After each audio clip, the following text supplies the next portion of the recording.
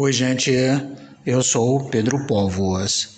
Fiquei encarregado de iniciar a apresentação do nosso projeto Integrador 2 em atendimento à disciplina de mesmo nome na Unisa, Universidade Santo Amaro. O título do nosso projeto é Edifícios Sustentáveis com foco em conforto térmico, método geotermia rasa. Gente, as ideias surgiram para a criação deste projeto quando nós que residimos aqui no litoral conversávamos com os moradores, vários moradores falavam a respeito de um assunto que estava incomodando a todos. E aí isso chamou a nossa atenção.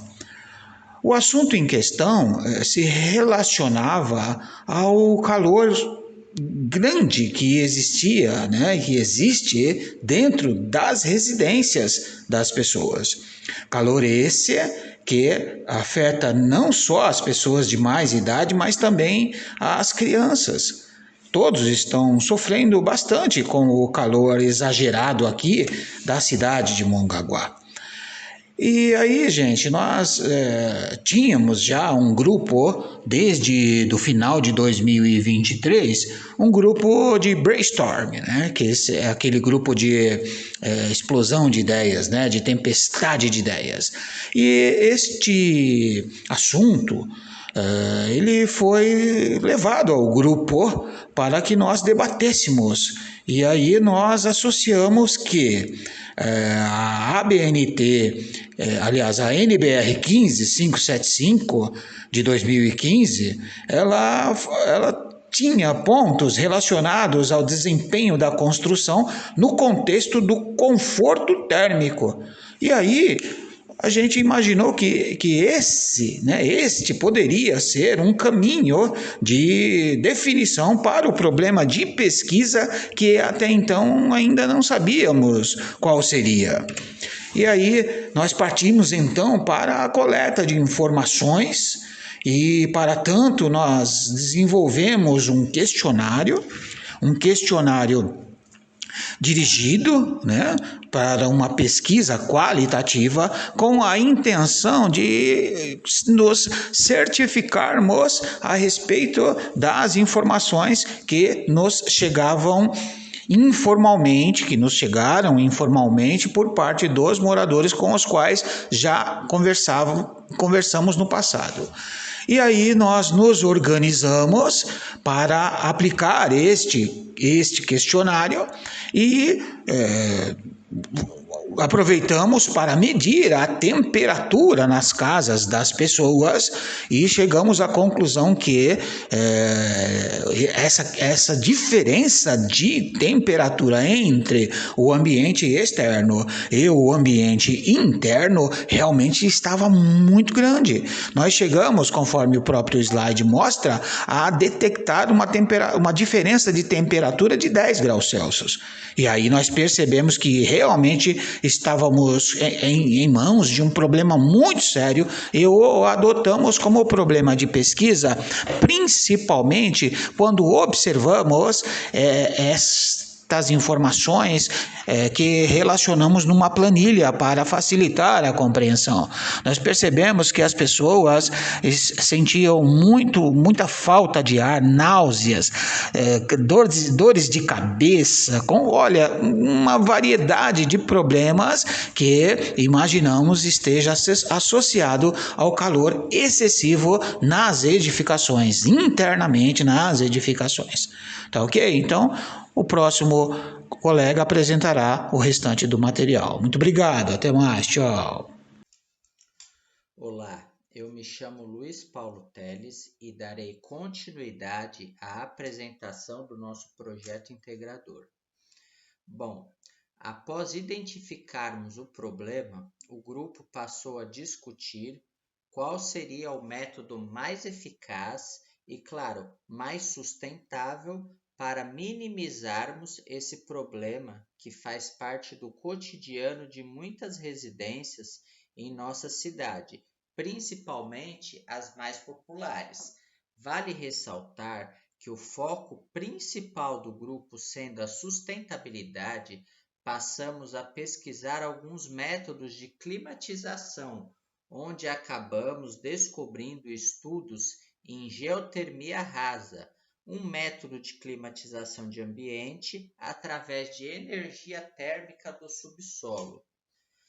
Com a definição da geotermia rasa, passamos a estudar sua aplicação prática e sua metodologia de funcionamento, para podermos ter a certeza de que a solução fosse viável e realmente indicada para o perfil térmico e geográfico de nossa cidade.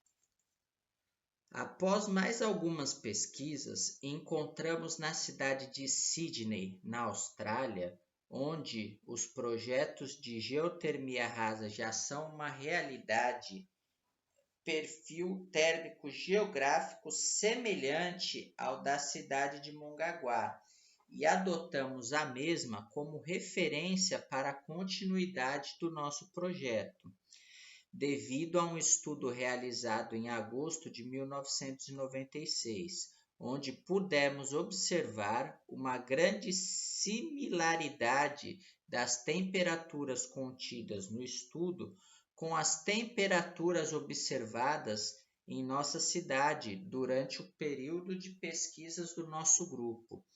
No estudo, pode-se observar claramente, conforme demonstrado no gráfico apresentado, que independentemente da profundidade, a temperatura do ar externo é superior à temperatura do ar interno dos equipamentos, podendo chegar a uma diferença de até 10 graus em determinados períodos do dia.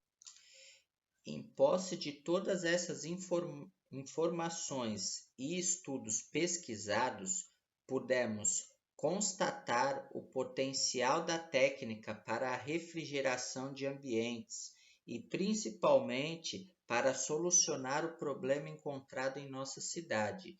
Dessa forma, decidimos dar continuidade para as etapas posteriores do nosso projeto.